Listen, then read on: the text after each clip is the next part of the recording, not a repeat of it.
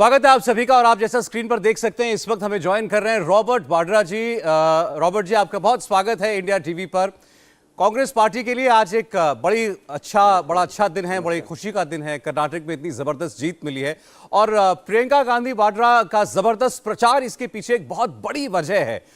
सही मायनों में कहें तो कांग्रेस पार्टी को एक बड़ी जीत की जरूरत थी। गांधी परिवार की अगर बात करें, राहुल गांधी की सदस्यता जाना, उनका घर उनसे लिया जाना, बहुत सारी बातें थी, बहुत सारी इमोशनल अपीवल्स थे इसके पीछे। आप कैसे समराइज करते हैं पहले तो इस जीत को?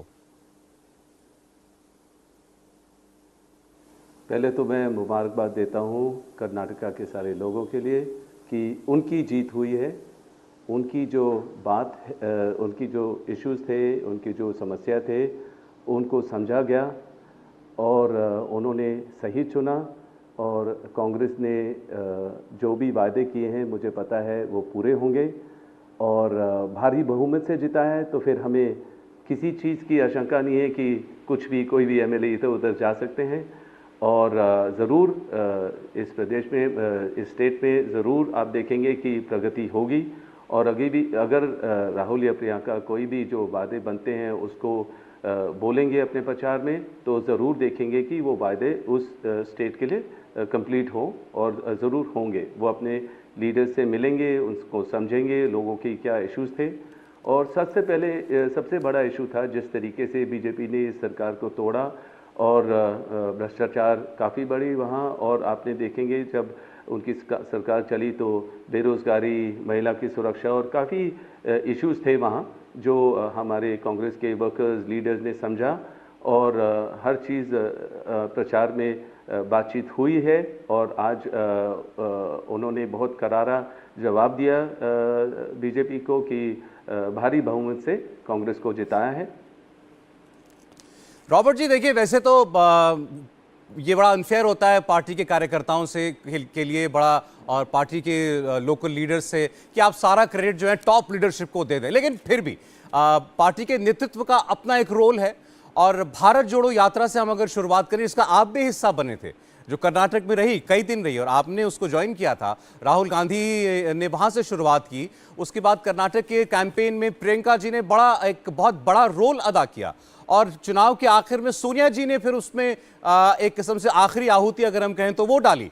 तो एक किस्म से पूरी फैमिली आपके समेत इस कैंपेन का हिस्सा थी। तो क्या ये इस जीत को और मजेदार या क्या और स्वीट बनाता है? देखिए, हमारे परिवार के सदस्य में मतलब कोई भी सदस्य अगर लोगों के बीच में रहते हैं तो हमें ज़रूर एकजुट होकर हम लोगों को समझते हैं, उनके साथ सहयोग देते हैं। और मैं ये कहूँगा कि हमें किसी को इतनी ज़रूरत नहीं है कि पूरे परिवार आए, पर ज़रूर अगर राहुल ने मेहनत की इतनी ज़्यादा कन्याकुमारी से कश्मीर तक, तो मुझे लगा ज़रूर मुझे उनके साथ एकजुट होकर चलना चाहिए।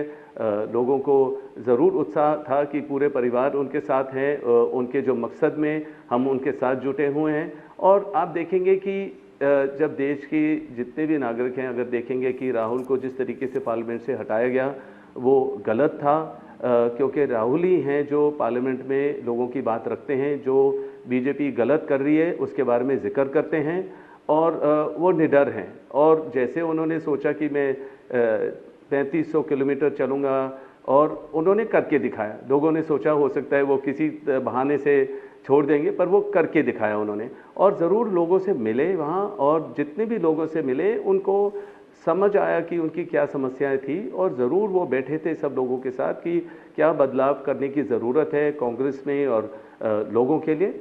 और आप खाली कर्नाटका में नहीं, अभी आगे जहाँ भी इलेक्शन होगा, पहले तो जहाँ बीजेपी ने सरकार तोड़ के सरकार बनाई है उसमें ज़रूर लोग परेशान होते हैं और ज़रूर वहाँ राजनीति ढंग की नहीं होती। आप देखेंगे कि ज़रूर भेदभाव का होगा, धार्मिक होगा, और मतलब वहाँ आप देखेंगे करप्शन ज़्यादा बढ़ता है। और मतलब कि अपनी बेरोज़गारी और महिला की सुरक्षा, ये सारे मुद्दे इकट्ठे हर प्रदेश में आपको दिखेगा। जहाँ ये अगर तोड़ेंगे और ऐसे सरकार बनाएंगे, आपको एमपी में दिखेगा कि बदलाव आएगा। और जहां भी इलेक्शन आगे होगा, ये बदलाव का ना समय आ गया है, क्योंकि लोगों को बदलाव की जरूरत, उनको चाहिए, ये बदलना चाहिए और सुरक्षा का माहौल होना चाहिए और प्रगति का माहौल होना चाहिए। रॉबर्ट जी, मैं आगे आने वाले इलेक्शंस पर आता हूं, लेकिन आपने चूंकि अभी इशारा किया उस ओर, राहुल गांधी की जब लोकसभा की सदस्यता गई और उसके बाद खास तौर पर जब उनको अपना घर खाली करना पड़ा, आपको लगता है ये एक ऐसा मुद्दा था जिसने लोगों के बीच में शायद कोई एक इमोशनल कॉर्ड, कोई एक भावनात्मक तार छू लिया? देखिए, क्या है कि इस जो आपने अभी जिक्र की, इसमें तो मेरा खुद का अनुभव है, क्योंकि हम जहां 23 साल के लिए रहे, वहां भी कोविड के समय हमें बस एक नोटिस मिला कि आपको हटना है। और ज़रूर जैसे किस तरीके से किया बीजेपी ने, उन्होंने क्या किया, जहां इस परिवार ने अपने प्यारों को खोया, इंदिरा जी या राजीव जी को, और फिर भी यहाँ कोई जो सिक्योरिटी उनको एसपीजी मिली हुई थी, उसको भी मतलब कोई असेसमेंट नहीं की, ऐसे ही एक रात में हटा दी गई।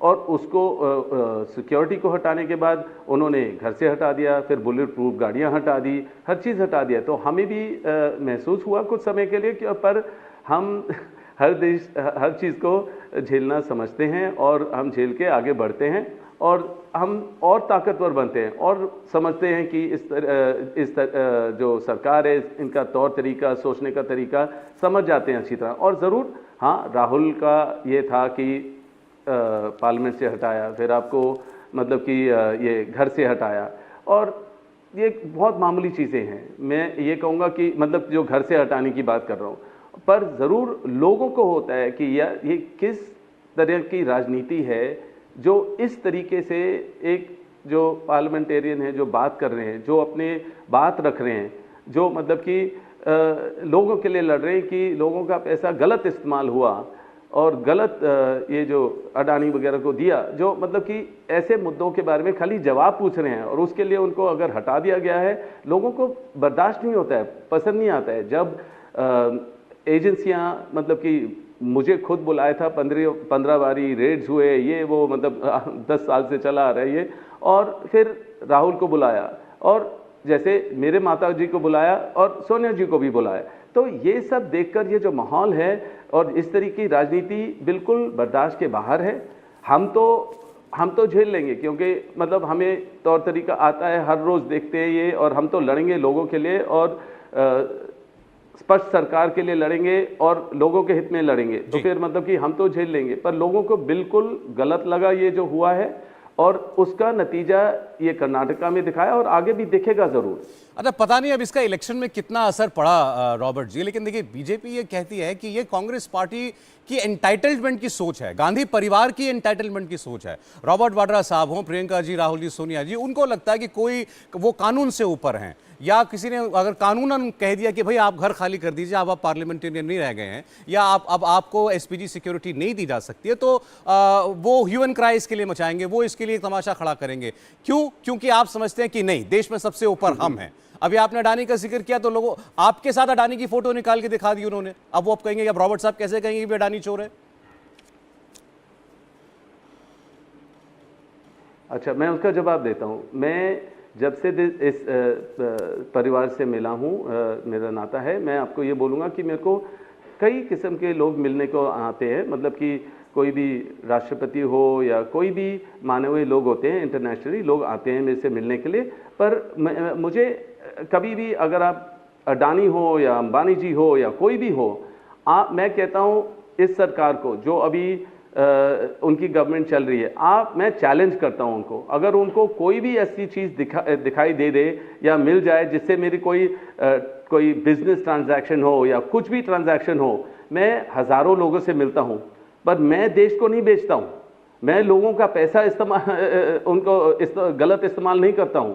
जो बैठे हुए हैं, जिन्होंने गलत किए हैं, तो राहुल ने बात की है, और अगर मेरी फोटो आज उनके साथ दिखा दे तो कल वो हिज होलीनेस दलाई लामा के साथ दिखा दो, मंडेला जी के साथ दिखा दो, या अलग अलग ऐसे जो नेता हैं देश भर के या दुनिया भर के, उनके साथ दिखा दो। पर आप दिखाओ कि मेरा कोई काम का कोई संबंध हो तो फिर बात कर सकते हैं। और रही बात घर की, जब हमने छोड़ दिया घर और मतलब हम जहाँ भी हैं ठीक है, मेरे को ज़रूर चिंता होती है और मेरे बच्चों को होती है प्रियंका की सुरक्षा का। और राहुल की सुरक्षा का, क्योंकि मतलब एक बहुत बड़ा मुद्दा है और यही परिवार है जो लोगों की बात रखती है और पार्लियामेंट में लड़ती है लोगों से। और हम चाहे आप ईडी के पास भेज दो या कुछ भी कर दो, हम हमेशा लड़ते रहेंगे लोगों के लिए, और जो भी गलत बीजेपी सरकार करेगी हम उनके लिए लड़ते रहेंगे। मैं अब इतना ज़्यादा बोल रहा हूँ इन चीज़ों के बारे में क्योंकि मुझे कभी बिजनेसमैन रहने नहीं दिया गया, हमेशा कुछ ना कुछ मिला। और अभी मुझे एक क्लीन चिट मिली 5 साल 6 साल बाद, और हरियाणा की सरकार से। अब उसके बारे में क्या बोलोगे? अब 6 साल के बाद आप बोलोगे कुछ भी नहीं मिला, हर चीज़ सही तरीके से काम किया गया था। तो इन चीज़ों के बारे में मुझे समझ है इसके बारे में, और मुझे पता है मेरे परिवार हमेशा लोगों के लिए लड़ेगी, तो हमें ये सारा झेलना पड़ेगा और कोई बात नहीं है। हम बैठेंगे नहीं, हम उतरेंगे, लोगों के बीच में रहेंगे और मतलब हम उनके लिए लड़ते रहेंगे। आप आज ये रॉबर्ट साहब ये कहना चाहते हैं कि पर्सनली आपको टारगेट किया गया जब से मोदी सरकार आई तब से लेकर, और खास तौर पर प्रियंका जी हों, राहुल गांधी, सोनिया गांधी, ये गांधी फैमिली जो है ये पर्सनली एक टारगेटेड परिवार है, इनको हमेशा हमेशा विक्टिमाइज किया गया है? हाँ, और मैं हंस के बोल रहा हूं क्योंकि पता है हमें पता है कैसे इस समय को या इस समस्या को झेलना है और कैसे आगे बढ़ना है, और कोई बड़ी बात नहीं है। अब मतलब कि जो भी करो करते रहो, हम रुकने नहीं वाले हैं। मेरे को टारगेट बना दो, जब भी कोई इलेक्शन आए तो रॉबर्ट वाड्रा का मुद्दा बन के आगे आ जाता है। वही पुराने चीज़ें, बेबुनियाद इल्ज़ाम लगाते, कुछ मिलेगा नहीं क्योंकि कुछ मिलने के लिए है नहीं, कोई चीज़ गलत हुई नहीं है। 23,000 डॉक्यूमेंट जितने भी रेड कर दो, जितने भी नोटिस भेज दो, कुछ नहीं मिलेगा क्योंकि कुछ गलत हुआ नहीं है। हाँ, मैं गांधी परिवार का एक सदस्य हूं, तो ज़रूर मेरा गलत बेबुनियाद इल्ज़ाम लगाते हैं, ठीक है, लगाने दो, कोई बात नहीं है। पूरी जब मेरे को एक क्लीन चिट 6 साल बाद 5 साल बाद मिली है, तो पूरा मेरे को लग रहा है पूरा देश देख रहा है, वो समझता है। अगर कुछ होता, मैं यहाँ नहीं बैठा रहता। हमेशा जब भी कोई बात होती है मैं उसका जवाब नहीं दे पाता, मैंने सारे जवाब दिए और देता रहूंगा मैं। चलिए ठीक है, आप तो एक बिजनेसमैन हैं, आपके ऊपर जो इल्जाम लगे, आपकी बिजनेस डीलिंग्स को लेकर लगे, आप कह रहे हैं आपको क्लीन चिट भी मिल गई, लेकिन राहुल गांधी और सोनिया गांधी दोनों वो पब्लिक लाइफ में हैं। अब नेशनल हेराल्ड जैसे मामले में उन दोनों के ऊपर कोई इल्जाम लगता है, पब्लिक लाइफ में है, तो उनको उन इल्जामों का सामना करना पड़ेगा। प्रियंका जी के ऊपर नहीं लगे, हालांकि वो भी पब्लिक लाइफ के अंदर हैं, वो भी राजनीति में है, उनके ऊपर ऐसा कोई इल्जाम नहीं लगा, तो जिसके ऊपर लगा है उसको जवाब देना पड़ेगा। तो क्यों माने कि ये विक्टिमाइजेशन है? क्यों नहीं कि पब्लिक लाइफ में है, आपको जवाब देना पड़ेगा? आपको ये देखिए कि जब भी कोई स्टेट इलेक्शन हो तब मेरा नाम आता है। जब भी कोई स्टेट इलेक्शन जैसे चंडीगढ़ पंजाब में हुआ तो आप चन्नी जी के उनके फैमिली के पीछे पड़ गए। अब क्या सुनते हैं हम चन्नी जी के फैमिली के बारे में, या क्या हमें पता चलता है? वो नेशनल इशू तो है नहीं ना, क्योंकि वहां स्टेट इलेक्शन खत्म हो गया है। वही चीज आप वेस्ट बंगाल में देख लीजिए, ममता जी के साथ, उनके नेफ्यू के साथ। या मतलब कि जब जो प्रॉफिट मोहम्मद के बारे में उन लोगों ने कुछ गलत बोला, बीजेपी के जो सहयोगी हैं, जो मंत्री हैं, जो बोला, उस टाइम वो चीज़ को डाइवर्स करने के लिए जरूर मतलब डिस्ट्रैक्ट करने के लिए ये मतलब सोनिया जी, राहुल जी को मतलब कि नोटिस मिला या ईडी का समन मिला, तो मतलब कि हम तो उसका जवाब देंगे, पर उसका टाइमिंग होता है, या मतलब कि मतलब ये तो गलत इस्तेमाल होता है और पूरे देश को पता है कि एजेंसियों का गलत इस्तेमाल किया जाता है। ये इल्जाम इस सरकार पर चले आप लगाते हैं कि ये एजेंसियों का दुरुपयोग करते हैं, लेकिन आप ये भी कह रहे हैं कि हम इसका जवाब जो है वो देते रहेंगे। अब बहुत से अब जैसे मैं फिर कर्नाटक के चुनाव पर आता हूं, अब मोदी जी ने इस बात को इशू बनाया कि भाई आप ये देखिए ना कि मुझे कितना बुरा भला जो है वो कहा जाता है कांग्रेस पार्टी की तरफ से। कोई भी कांग्रेस पार्टी का नेता खड़ा उठ के कुछ भी कह देता है। ये तो कांग्रेस पार्टी तो ये दुआ करती है कि मेरी मौत हो जाए, मोदी तेरी कब्र खुदेगी, ये तो कांग्रेस पार्टी नारा लगाती है। इसका जवाब प्रियंका जी ने दिया कि भाई हमारे ऊपर तो किताबें लिखी जा सकती हैं, लेकिन ऐसा नहीं है कि ऐसा कांग्रेस की तरफ से नहीं कहा जाता, बीजेपी की तरफ से भी कहा जाता है कांग्रेस के लिए। अच्छा, मैं ये बोलूँगा कि आप मुझे बताइए, जो पहलवान आंदोलन कर रहे हैं, जो मतलब बैठे हुए हैं वो अपने जंतर मंतर पे, और उनके साथ जो ब्रिजभूषण जी ने गलत किया है, उसके लिए ये सरकार वहाँ एक बारी भी गई है? वो जो गाली की बात कर रहे हैं ना, वो जो उन बच्चियों के साथ हुआ है, वो उससे बहुत बड़ी चीज है, ये बहुत बड़ी चीज है। और मुझे ये लगा है, और मैं साफ बोल सकता हूं कि अगर ये कोई भी लड़की इसमें से जो भी पहलवान थी, जो पहलवान हैं, जो रेसलर हैं, जब इनके मेडल जीत के आते हैं तब तो सब उनके साथ फोटो चाहिए, फोटो ऑप्ट होता है। और मुझे ये बताइए कि अगर इनमें से कोई भी कर्नाटका के होते ना, इनको बिल्कुल भेषभूषण क्या, कोई भी होता है मंत्री, वहां से हटा देते और इनको सामना लाते और मतलब कि ऑप्टिकली दिखाते कि हाँ हमने ये कर दिया, उनकी बात सुनवाई हो जाती।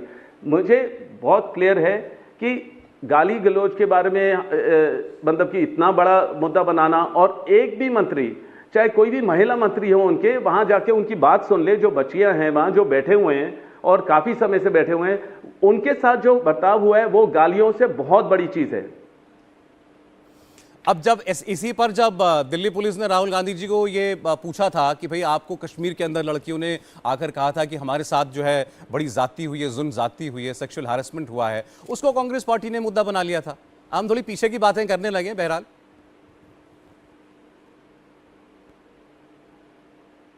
देखिए, अब मुझे जो कश्मीर में हो उसका पता नहीं है, पर जरूर मैं गया हूं, मैंने उन रेसलर के साथ बैठा हूं, और जितने भी दंगल वगैरह होते हैं मुझे उसमें बुलाया जाता है। स्पोर्ट्स के नाते जो मैं जिसमें मेरी दिलचस्पी है, मैं वहां गया हूं, उनसे समझा हूं कि उनके क्या इश्यूज है और जो भी इश्यूज है कि क्या क्या उनके साथ हुआ, और मैं हैरान था वो सुन के। और प्रियंका भी गए हैं, हमने मतलब उनके लिए जो भी हम कर सकते थे हमने किया है, मतलब कि खाना भेजा, मेडिसिन भेजे या जो भी है, उसके बाद 144 लगा दिया या जो भी है। तो खाली इस जो मेरा अनुभव है उसके बारे में जिक्र कर सकता हूं। जो कश्मीर में हुआ मैं उसके बारे में जिक्र नहीं कर सकता हूं क्योंकि मैं वहां नहीं था। नहीं रॉबर्ट साहब, मैं इस बात से तो आपके बिल्कुल इत्तेफाक रखता हूं कि वहाँ किसी के साथ कुछ गलत हुआ है तो न्याय बिल्कुल मिलना चाहिए और जल्द से जल्द मिलना चाहिए। और वो सब जो है हमारा सिरमौर है, उन लोगों ने देश के लिए जो है इज्जत कमाई है हम सब के लिए, तो बिल्कुल जल्द से जल्द उनको न्याय मिलना चाहिए, इसमें तो कोई दो राय नहीं हो सकती। मैं फिर एक बार इलेक्शंस पर आता हूं दोबारा। सोनिया जी ने प्रचार किया, इसको भी बीजेपी ने इशू बनाया। प्रधानमंत्री ने अपनी स्पीच में कहा कि अब तो जिन्होंने बहुत समय से पार्टी के लिए प्रचार नहीं किया उनको भी प्रचार में उतारा गया। उस वक्त शायद ये लगा था कि कांग्रेस पार्टी की डेस्परेशन है, हताशा है कि सोनिया जी को भी आना पड़ रहा है। अब लेकिन अब नंबर्स देखकर नहीं लगता कि वो कोई डेस्परेशन थी, लेकिन सोनिया जी को क्यों आना पड़ा? अच्छा, मुझे ये बताइए, आपको लग रहा है कि सोनिया जी अगर एक बार ही आए, एक बार ही आए, ठीक है, आप ये नहीं बोल रहे हैं कि प्रधानमंत्री जी, जिसके लिए मैं हैरान हूं और मैं दाद देता हूं उनको कि इतने ज़्यादा प्रचार किया, इतने सारे मतलब कि रोड शो किए, उसके बाद मतलब कि जो उनके नेता नहीं कर पाए, उनको लगा मोदी जी चमकदार कुछ दिखा देंगे और चमत्कार कर देंगे, पर क्या हुआ, नतीजा उनके हित में नहीं था। और कर्नाटका के लोगों ने अपना मन बना लिया था, चाहे कि कोई भी आ जाए, कुछ भी कर ले, पर उनके साथ गलत हुआ है। जब जिस तरीके से सरकार तोड़ी गई और उन्होंने सरकार बनाई, और वहां जितना भी गलत हुआ उनके साथ, इसका नतीजा ये कर्नाटका है। और सोनिया जी को लगा कि जरूर अगर पूरा परिवार है और कर्नाटका के जो जहां भी अगर वो एक पॉलिटिशियन है तो उनको आना चाहिए, तो उनको आए हैं, कोई बड़ी बात नहीं है। पर उन्होंने उतना प्रचार नहीं किया जितना प्रधानमंत्री जी ने किया। नहीं सर, बात ये नहीं है कि उन्होंने प्रचार क्यों नहीं किया या वो अब क्यों आई, ये एक्चुअली इशू ही नहीं है। सवाल तो ये है कि बीजेपी ये कहती है कि मोदी जी हमारे सबसे बड़े कैंपेनर हैं, तो हम तो उनको जितना इस्तेमाल करते हैं उतना करेंगे। सोनिया जी चूंकि पिछले कुछ दिनों से कैंपेन नहीं कर रही थी, तो इस बार उनको देख करके ये लगा कि कर्नाटक में अचानक उनका आना, तो ये बड़ी बात लोगों को लगी, वरना वो पार्टी की सबसे बड़ी नेता है। इसमें क्या, इसमें कोई अच्छा है लोगों से मिले वो अच्छा है वो लोगों से मिले, और वो मेरे ख्याल से अब एमपी में भी आएंगे और जहां भी मतलब स्टेट इलेक्शन होंगे मेरे ख्याल से वहां भी आएंगे, और लोग खुश होते हैं उनको देखकर। वो ऑनेस्ट है, उनका दर्जा बहुत बड़ा है। उन्होंने जब प्रधानमंत्री के लिए त्याग दिया था कि वो उनका मकसद वो नहीं था, तो उनको ज़रूर रिस्पेक्ट करते हैं सब लोग, उनको देखकर खुश होते हैं, और ज़रूर वो उनको हर स्टेट में जाना चाहिए। रॉबर्ट साहब, आप हर बात बहुत खुल के कहते हैं और आप अभी खास करके मुझे ऐसा लग रहा है आप बिल्कुल स्ट्रेट फ्रॉम द हार्ट बात कर रहे हैं। तो मैं एक चीज़ का जवाब आपसे चाहता हूं जो सच में लोग सोचते हैं, बात करते हैं, वो ये कि कुछ भी हो जाए कांग्रेस पार्टी में, ये जो फाइनल अथॉरिटी है ये हमेशा गांधी परिवार के पास ही रहती है। खड़गे साहब प्रेसिडेंट हैं, लेकिन फिर भी फाइनल आर्बिट्रेटर वो हमेशा गांधी फैमिली क्यों रहती है? राजस्थान का मामला हो जाए गहलोत साहब के बीच में, सचिन पायलट साहब के बीच में कुछ होगा तो कौन सॉल्व करेगा? प्रियंका जी करेंगी या राहुल जी करेंगे? चन्नी साहब का, सिद्धू साहब का मुकदमा कौन देखेगा? प्रियंका जी देखेंगे, राहुल जी देखेंगे। अभी सिद्धरामैया साहब का या डीके शिव कुमार साहब में से कौन मुख्यमंत्री बनेगा, कौन देखेगा? तो गांधी फैमिली देखेगी। ऐसा क्यों है? अच्छा, पहले तो ये चीज़ देखिए आप, मेरे में कभी वो डिस्पैरिटी नहीं देखी या डिफरेंस नहीं देखा कि मैं बिजनेसमैन हूँ और पॉलिटिशियन नहीं। तो जो आपका ये सवाल है, ये मतलब मैं उसका जवाब कैसे दे सकता हूँ कि कांग्रेस पार्टी में हमेशा परिवार को देखते हैं। ज़रूर आउट ऑफ रिस्पेक्ट होगा और कहीं भी पर मुझे पता है सब इकट्ठे बैठ के डिसीजन लेते हैं। कोई ये नहीं है कि कोई सुपीरियर पावर है या जो भी है। जैसे अब बीजेपी अलग हो गई है, मोदी अलग हो गए हैं, तो ये चीज़ हमारे यहाँ नहीं है। और मैं यही बोलूँगा कि अब मैं ये बोलूँगा कि मैं पॉलिटिशियन नहीं हूँ, तो मैं उसका जवाब क्लियरली नहीं दे पाऊँगा, पर आप समझ सकते हैं जो मैंने बोला है।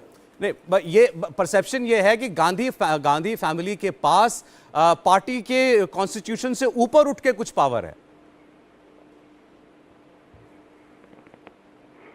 हमारे यहाँ नहीं है, मुझे तो ऐसे लगता नहीं है।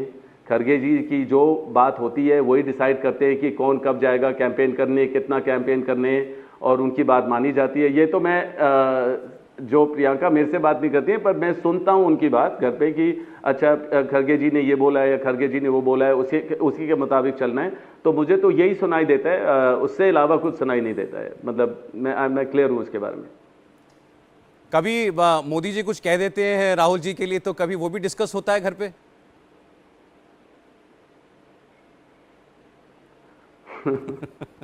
घर की बात जो है घर पे ही रहने दीजिए, वो तो अंदरूनी चीज़ें हैं। पर मैं यही बोलूँगा कि जीत हुई है, उसके लिए खुशी है, और थैंक यू बोलूँगा मतलब सारे कर्नाटका के लोगों के लिए। अच्छा, फाइनल क्वेश्चन मेरा आपसे, और ये सवाल आपका पीछा कभी नहीं छोड़ेगा जब तक मुझे लगता है कि आप इसका सवाल हाँ में दे करके और इस पर अमल नहीं करेंगे, कि आप पॉलिटिक्स में फॉर्मल एंट्री कब कर रहे हैं? 24 में इलेक्शन लड़ेंगे आप?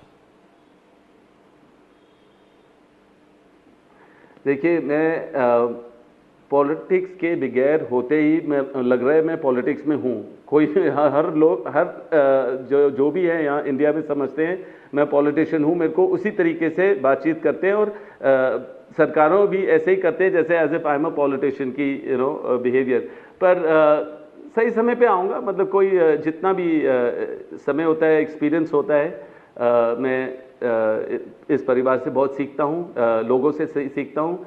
जब परिवार जाता है प्रचार के लिए, तो अगर मेरी ज़रूरत पड़ती है मैं उसमें जाता हूँ। और वैसे भी मैं अपना दौरा लगाता रहता हूँ, चाहे धार्मिक हो या अपना चैरिटी हो, तो लोगों से मिलता हूँ और समझता हूँ कि क्या ज़रूरत है उनकी, और सही समय पे आऊँगा ज़रूर। पहले राहुल वापस आ जाए पार्लियामेंट में, और फिर प्रियंका आ जाएं, और फिर उसके बाद मैं ज़रूर उनके साथ हूँ, सहमत हूँ हर चीज़ में। तो आप देखेंगे ज़रूर जल्दी मैं कदम लूँगा। तो आप हिंट कर रहे हैं कि प्रियंका जी भी जल्द पार्लियामेंट में देखने को मिलेंगी हमें? लोगों की पुकार है, ज़रूर लोगों की पुकार मेरे लिए है, लोगों की पुकार उनके लिए है। ऑब्वियसली उनकी तो ज़रूरत है वहाँ, और ज़रूर क्यों नहीं, देश की सेवा करनी है तो अगर उस मुकाम पे आएंगे तो बड़े पैमाने पे कर पाएंगे। देखिए, हम तो ये सुगबुगाहट सुनते हैं केवल कि सोनिया जी की कॉन्स्टिट्यूएंसी या राहुल जी की कॉन्स्टिट्यूएंसी रायबरेली अमेठी में से कोई एक क्या प्रियंका जी लड़ सकती हैं? मैं उम्मीद करता हूँ वो रियलिटी में हो और आ जाएं जल्दी से जल्दी। और काफ़ी लोग, जितनी भी हमारी आबादी है, वो सब वही चाहते हैं, और ज़रूर मैं उसमें सहमत हूँ और उनका सपोर्ट करूँगा ज़रूर। रॉबर्ट जी, बहुत शुक्रिया आपका हमसे बात करने के लिए, हमें वक्त देने के लिए, और आपको आपकी पार्टी की जीत के लिए बहुत बधाई, बहुत शुक्रिया आपका। इंडिया टीवी हर वक्त हर जगह डाउनलोड करने के लिए सर्च करें India TV news Google play store या ऐप स्टोर पर।